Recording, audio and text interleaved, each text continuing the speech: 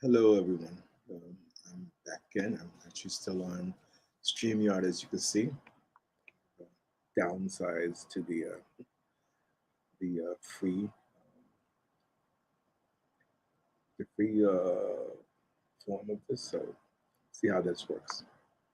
First, I wanted to share some information about a couple of books. Uh, Not that book. Let's see.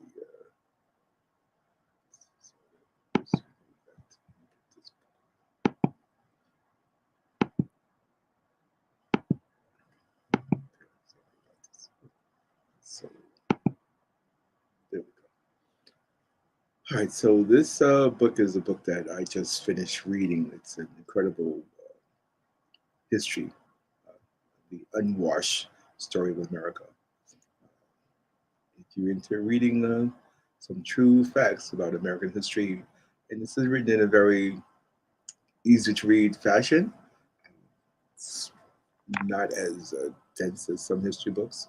So I strongly recommend this book. This is a book that my daughter actually bought for me, and we read together. Uh, Another book that I'd like to recommend is this book by Ntr, Black Africa. I have received some really positive feedback from my some viewers, and I've received some interesting feedback because there are still some folks out here who aren't clear that the people in Africa, particularly along the Nile, were what we would call Black or African people. Black African, it's redundant, but say Levi. The other book that I want to recommend, the book that I'm currently trying to digest, is this book by Theophile Obenga, African Philosophy. He does a lot of transliteration and translation of some of the philosophical writings of the ancient Africans. So this is a book that I think is worth picking up. So now that I've done that, let's dive into the actual presentation. Okay, so as I like to start off, I'd say, Hotep family, I welcome all comments, questions, concerns, and or corrections. I did get some comments and concerns from someone, MJ. MJ is telling me that I'm not pronouncing these words correctly, and I am absolutely sure of that, but I don't know a better way to pronounce these. Um, so I will do the best I can and apologize for any incorrect pronunciations. Okay. Meanwhile, so what is our goal? Our goal is still, let's see if I can make this work here. Is our goal is to be able to read the sacred script of our African ancestors, which I probably incorrectly called Mdw Ntr. So I'm going to try to use more of the English translations. And what I see this as is the physical support of the deity or the physical support of the God. And why do God say physical support? That's a good question. But this is how I'm going to translate this. All right, so let's see. Let's get my head out of the way here. So Shaka Diab has 5 statements that I see I feel are very profound and worthy of note. Uh, he states, and I'll read them out. A people without knowledge of their past history, origin, and culture is like a tree without roots. Language is the key to cultural identity. A people who abandon their language abandon their culture. By restoring African languages to their rightful place, we restore the dignity and authenticity of our history. It is by mastering our own languages that we can truly develop African scientific and intellectual traditions. To dominate a people, you must first destroy their language. And any one of us who understands any part of American history, we know that when we were brought in the slave ships over here, the first thing they did was deny us the use of our indigenous languages.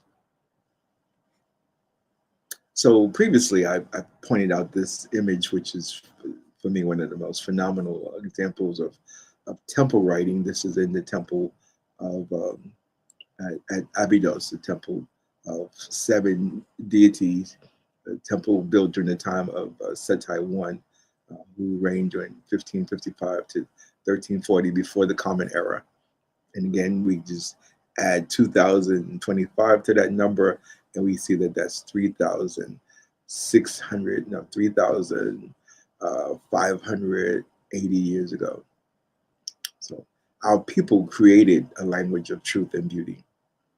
And this language is still available to us. Again, pronunciation might be challenging, but I do believe there are some people who probably can pronounce the words more accurately than I can, for sure. But the symbolism is very beautiful, and it's based on truth. And even every attempt at distortion, it cannot blemish its integrity. So this distorted image, we see the distortions because the images of Setai I and Ramses II don't really reflect what they probably look like. But be that as it may, the symbols, the sacred symbols, the physical support of the deity is still there. And what we can see is there are 39 uh, names of Nasud Bitis that are recorded on the wall, at least from this image. And it's also true for the real image. I'm not convinced of the accuracy of this particular image. I haven't made the comparison, but there's some definite similarity. And but again, even if they try to distort the images, they have a real hard time doing that. So our people created language using bas relief, among other things. So bas relief is this sort of carving on stone where the symbols are, let's say, three-dimensional. So the carvings are above the stone. So it's kind of fascinating that they carved into stone and left these images there.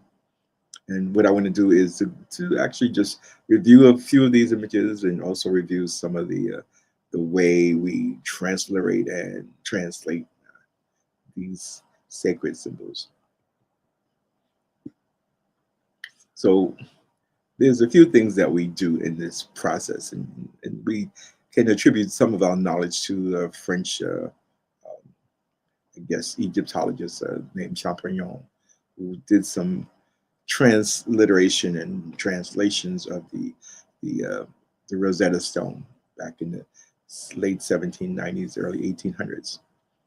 So what he was able to identify is that some of the symbols, some of the sacred symbols represent what we call phonemes or alphabets of sounds, such as the starting from the top left, we see the P symbol. So that's again, that's the Roman alphabet. The Roman alphabets are the A through Z that we use. And so the stool carries the phonetic sound of the P, and the twisted flax carries the phonetic sound of the letter H. Sometimes we call it a hard H, sometimes a solid H, depending on which H we're talking about. And then we have the loaf of bread, which carries a phonetic sound of a T. Therefore, we transliterate these symbols using, again, the Roman alphabet. The symbol um, uh, below the loaf of bread is transliterated with the letters ST. It's sometimes identified as the same as the Ankh to some degree, but I'm not absolutely positive of why that's the identification. But the transliteration is ST. The two reed leaves are transliterated with the letter Y.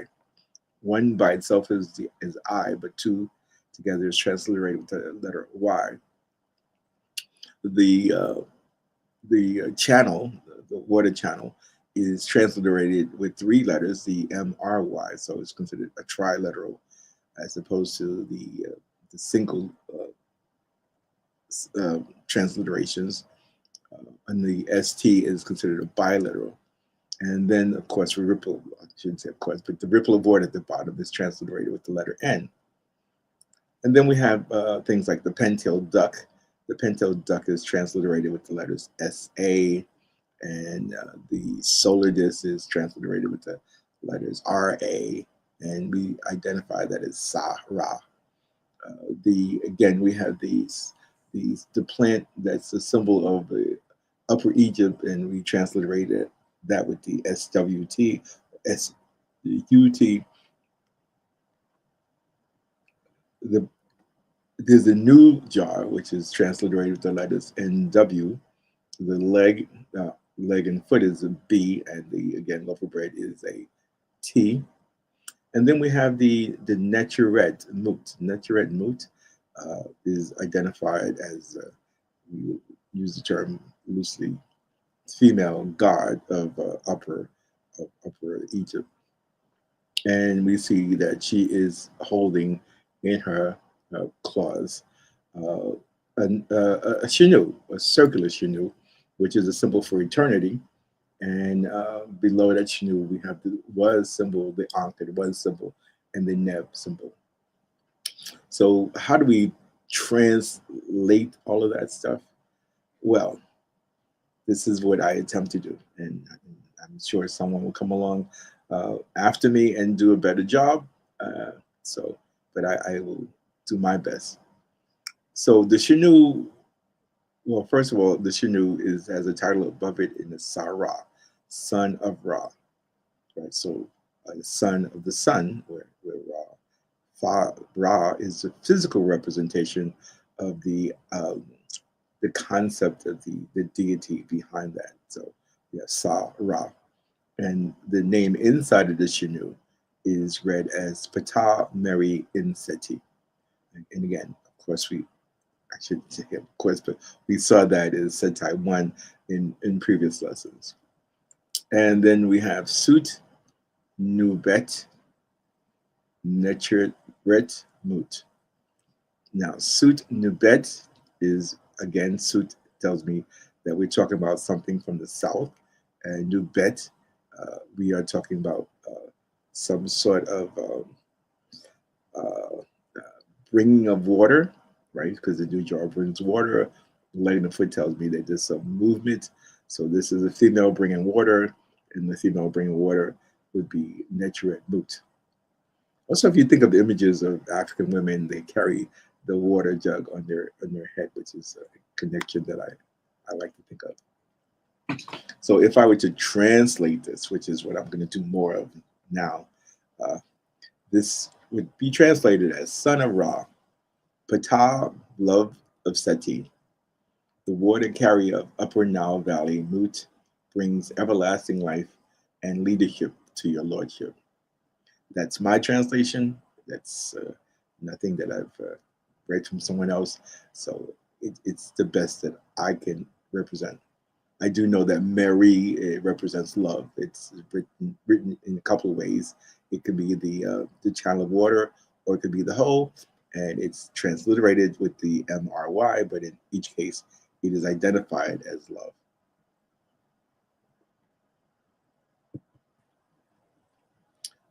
Another way that our ancestors wrote was to carve inside of the material. So as opposed to the bas relief, this is a different style of carving. And again, just think of the strategy that one has to have to be able to do this, to actually carve this accurately all the time. And how many people must have been involved in this process? Right? So again, we see these same names. We've seen this name before on the far left. This is Ma'at in the center, and below Ma'at we have the men game, which is it's translated as establishment. So this is Ma'at Ra. So men Ma'at Ra. Ra always has honorific position, but it is read last. So we wouldn't say Ra Ma'at men. we would say Men Ma'at Ra. And in the center, again, we have Ptah, Mary, and Seti. In this case, we see Ptah. Ptah is almost always written with the symbols, the stool, the twisted flax, and the loaf of bread. Seti, in this case, we see Seti sitting with the head of an animal and the ankh on his knees. And the two reed leaves tells me that the E is after the name. So this is Seti, and then we have Mary and so this is Ptah, Mary, and Seti. And then again, we have Men Ma'at Ra following that. Excuse me, pardon me. And how am I translating this? Again, I'm going to use the powers that I have of trying to make sense out of this in terms of converting it into English. And so on the left, we have establishment of Ra and Ma'at. So this Nasubiti's name tells me that he is the establishment of Ra and Ma'at, establishment of Ra in Ma'at, or Ma'at in Ra. So I don't know exactly how that was meant, but clearly his name tells me that Ma'at and Ra were significant to who he was and his being. And his, so that's his Sarah, that's his Nasubiti name. And his Sarah name is Ptah, Mary, and Seti. And so again, my translation of this is Ptah, loved by Seti, Ptah, love of Seti, Ptah, love with Seti. So what preposition we put in there, I know love is there, so I could just say Ptah, love, Seti. I threw the preposition by in there. I don't know which one they really are inferring, or if they infer a preposition at all. I'm trying to convert this sacred language into this this secular language we call English. Here's another example that I came across that kind of caught me off guard because when I look at this, again, this bas relief, I mean, I can see the beauty in it, and I can see the symmetry in terms of the way it's organized. And I know there's a flaw in the middle. There's some cracks, so I can't read everything. But when I look at the title, right, we have the suit plant, uh, we have the loaf of bread, and the ripple of water. So that again, we translate it nasut or sutin, depending on where you want to put the N. Some people put the N at the last, and some put the N first. Uh, uh, so in this case, I'm going to say nasut, but it could also be read sutin. Um, and as MJ pointed out, sutin is probably the predecessor of the Arab word for sultan, I guess. But under nasut, we have the pintail duck and the loaf of bread, so we know that that is sat. But sat, in this case, we don't have sat ra, a sa ra, so this is just daughter. So my belief is that this is the daughter of the leader of the Upper Nile Valley. That's my beliefs. So Nasut Sat for me would be translated as daughter of the leader of the Upper Nile Valley, or the Sat Nasut, or Nasut Sat. And beyond that, we have below that actually, uh, kind of hard to see if there is a loaf of bread in front of the uchik, but there's definitely a loaf of bread to the rear of the uchik. Uh, so it could be ut or it could be toot. I'm guessing that it's toot and that the loaf of bread below the quail chick may be damaged because toot is translated in English as image, as in Tut Ankamun. And again, we have Merit, but this is Merit. So this is a female love, right? So the image in female love. And the hornpiper is the pronoun he, his, him, her, not him. So he, his, or him, right? So this could be translated, and I am translating this as his image of love. So we have Nasut Sat Tut Merit F. And who is his image of love? Who is this daughter of the uh, leader of Upper Egypt? And her name is written in the Shinu, which means that her name will live forever. Obviously, has lived a long time because it's with us now.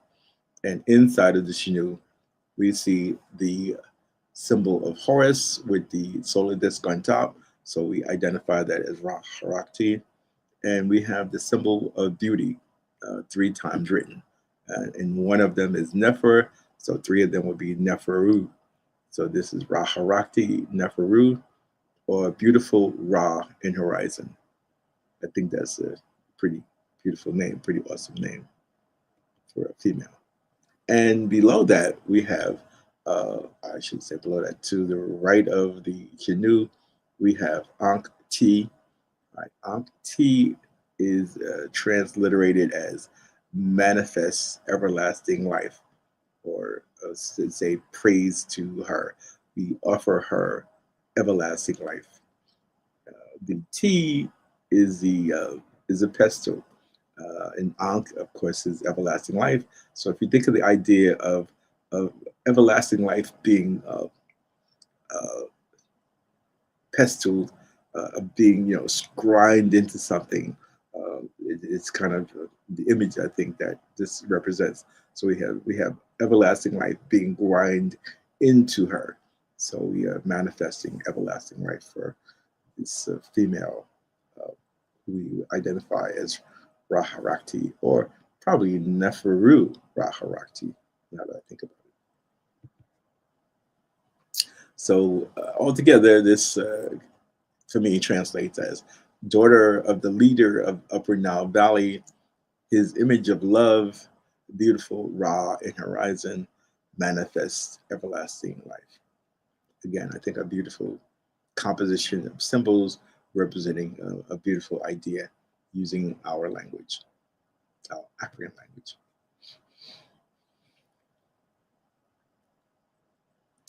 Here's another, I think, magnificently beautiful representation of a Shinu. This is from the 18th dynasty, from 1340 through 1232 BCE, before the Common Era.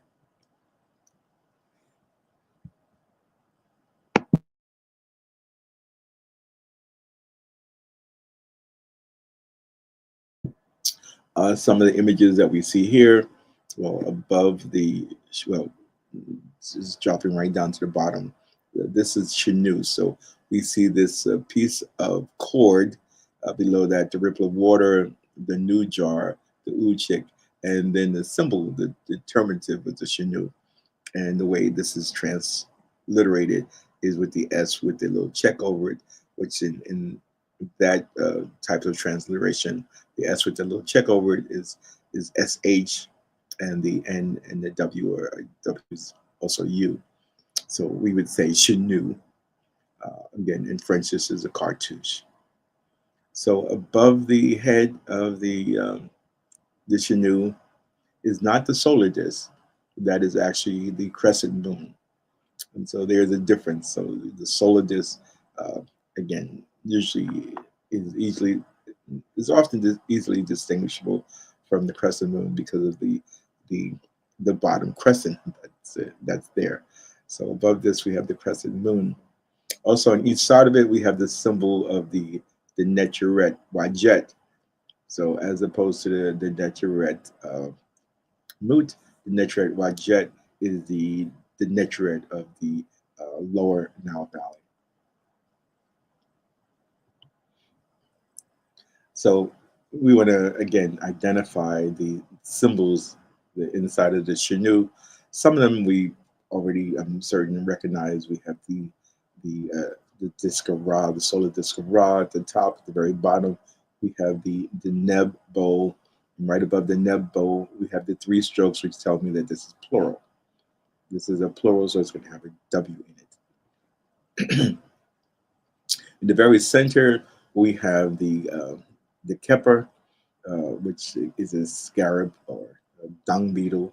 The dung beetle does something very unique. It would be interesting to you look that up. They take a ball of dung, they roll it up, they they will put their eggs inside of the dung, and then the eggs uh, will will grow, will be born. So dung beetle is identified as that image of the deity that pushes the sun across the sky and is part of that resurrection of the sun on a daily basis. And it is Kepler.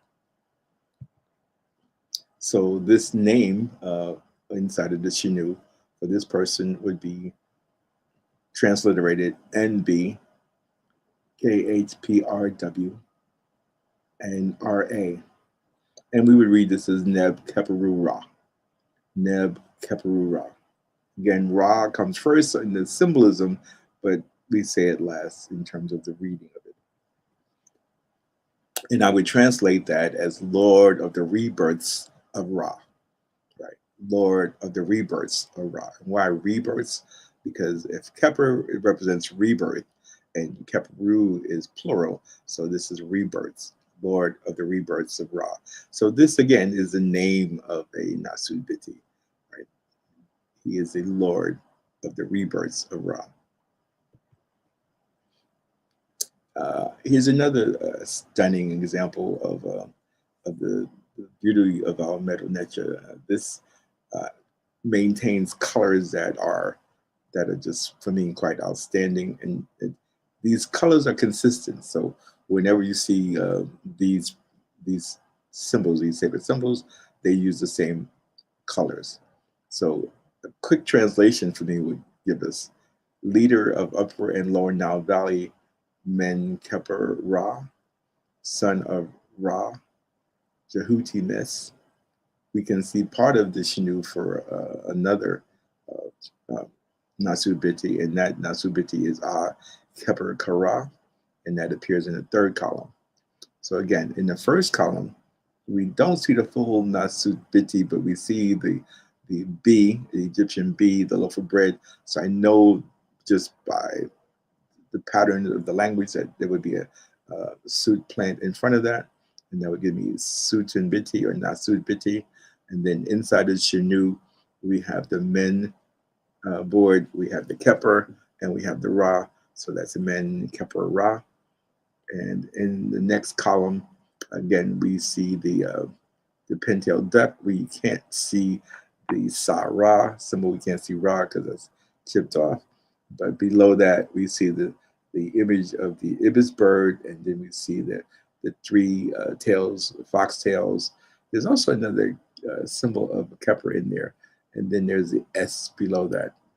But it's transliterated as Jehuti Mes, right? Again, the the, the, the fox's tails again represents a birth, and the door at the bottom, it gives me another symbol for S. So Jehuti Meses. And then in the third column, we see the Keper, and we see the two arms raised up in the symbol of a Ka, right? Ka. Right? Above that is hard to see, but there is a symbol for the Ah symbol, and the beautiful, beautiful owl below that, which is again, if you could appreciate the artistry of the language, it's just quite remarkable. I mean, but this is how we wrote things. This was a beautiful language. Is a beautiful language. Another example of a bas relief we have here. So we have some statements on the far left, and if I can just move on real, let's see. All right, so the translation of the words on the left, I get uh, these words give.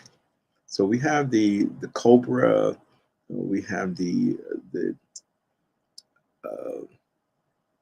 the staff, and we have the symbol of the the triangular loaf of bread, which is a fancy loaf of bread, and that's the symbol D. So these words give, and we have the two ripples of water, which speak two and four. We have Neb, the Lord, and then we have Ankh, Jed, and Neb. So Ankh is everlasting life, Jed is strength, and Neb is Lord. So my translation gives me these words give to for the Lord, strength, everlasting life, Lord. And we also have the title here before the Shanu. We have the Netcher symbol, and we have Nefer. So this is Nefer Netcher, a beautiful Netcher. And we have Ta Ui. So we have two lands. So we have beautiful Netcher, Lord of the two lands. And inside the Shanu, we have Neb Ma'at Ra. Again, Neb is at the very bottom. Ma'at is the Netcher sitting in the middle, and Ra has honorific position.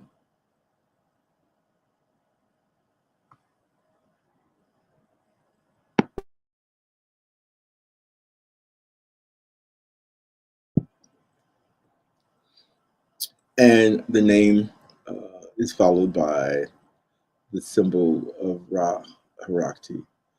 Actually, that is a mistake. Okay, that should not be Ra Harakti. That should be Mut. My correction. All right, so I did not see the head in front. I thought that was Ra Harakti, but that is Mut. So again, mistakes could be made. So this is should be again Mut DS Ankh. DS Ankh is a way of offering strength and everlasting life.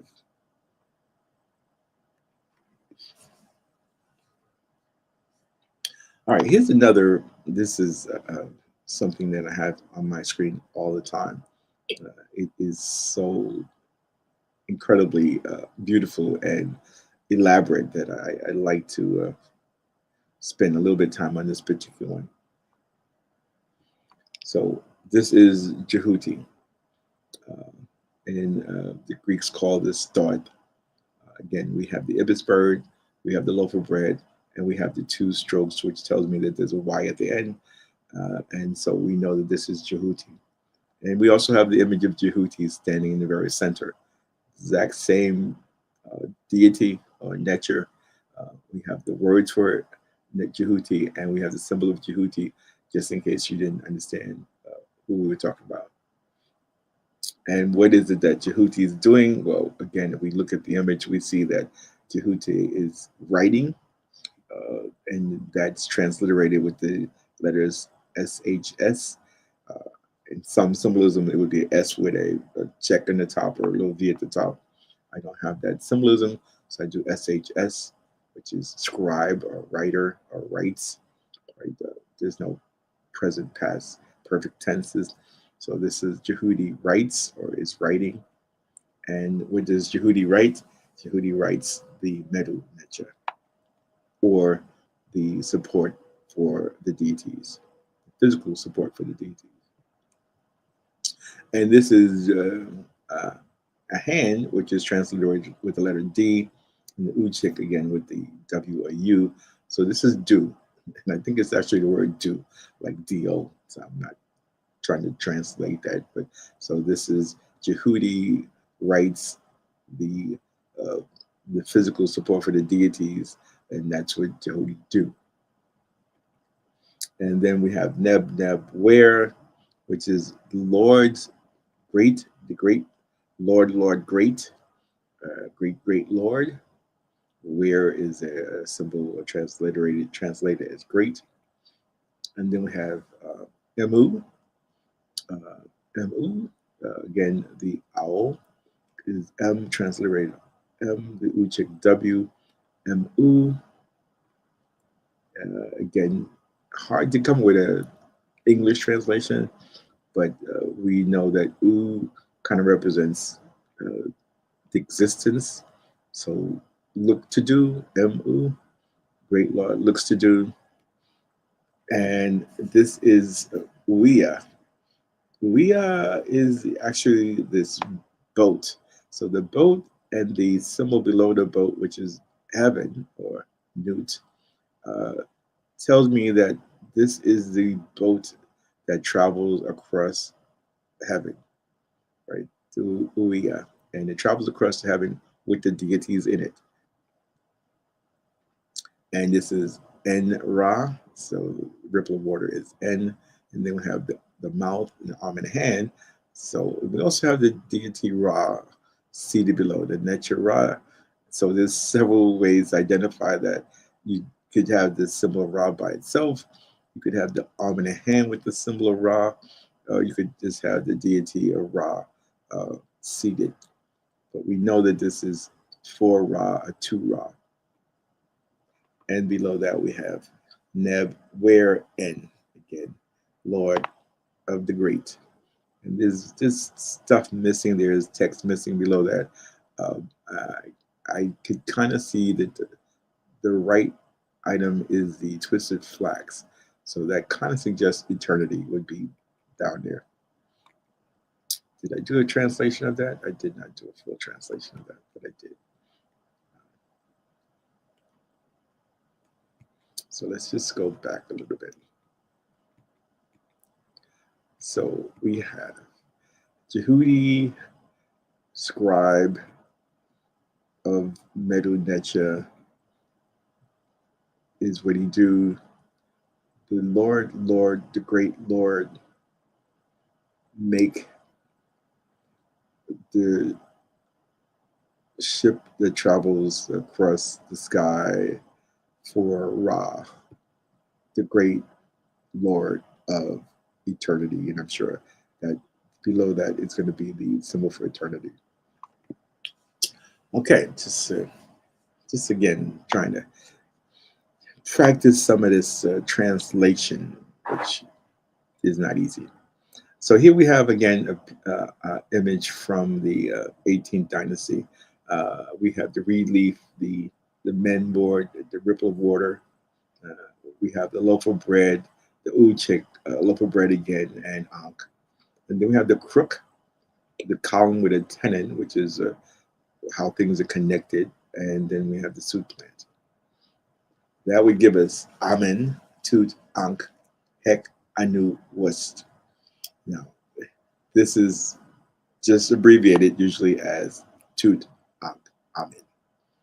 So again, so we have Tut, the loaf of bread with the quail chicken, the loaf of bread that gives us Tut, and the Ankh is Ankh. So that's how we get the Tut Ankh. And again, we have the Amen in honorific position. So this is Tut Ankh Amen. And the bottom three symbols are pieces or symbols of his leadership, right? So we have the crook, the Anu symbol, and the was symbol, and then we have a picture, which people don't like to show because we see that he's a black African, and this is inside of his tomb. And when you get a chance, if you ever to travel to Egypt and go into the Valley of the Kings, you can actually go inside of his tomb and see this image. So the beauty of our language still exists, and probably did not do the greatest job of translating, but I do what I can. So what happened after as the foreigners came in? So this is from about 300 to 40 before the Common Era. This was very helpful, believe it or not, in the translations of the Mdw Ntr, because what it gives is the name of the Greek uh, colon, colonizer. Right? The Greeks came in around 332 before the Common Era, and they were invited in to help get rid of the Assyrians, which we now call Iranians, I believe. So we kind of have, well, what Champignon had was he had the names in Greek, and then he had this name written in the uh, what they call hieroglyphs. And so what he saw was if you take the name of the Greek, one of the Greek, uh, again, rulers, because they did stay in Egypt and they carried on just as if they were Egyptians. So we have the P, which is a stool. We have the loaf of bread, which is T. And then we have the rope. That's a rope. And that has a O uh, transliteration. And then we have the lion, which is L. And then we have the owl, which is M. We have the folded cloth, which is S. And then we have the two reed leaves, which is Y. So that gave him the name Ptolemy. Okay, I'm sorry, I didn't write Ptolemy. So that gives us the name Ptolemy. This was Ptolemy the 13th. Right? There were uh, at least 13 Ptolemies and at least 7 Cleopatras, and we don't really know what any of the Cleopatras. I'm sorry, we know what one Cleopatra looks like, but it's nothing like the images that we see. So this was one of the names that was able to help transliterate from the Mdw Ntr into Greek, and then into English.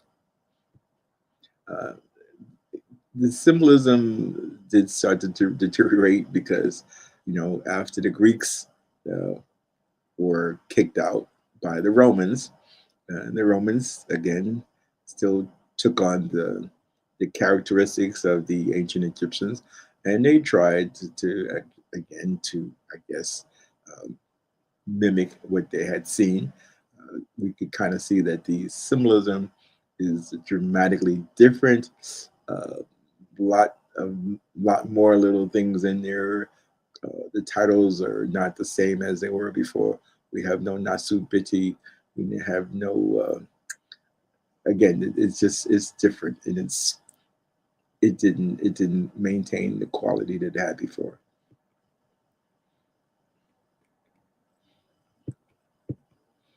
All right, so with that, I'm going to actually uh, end this. Let's see if I can.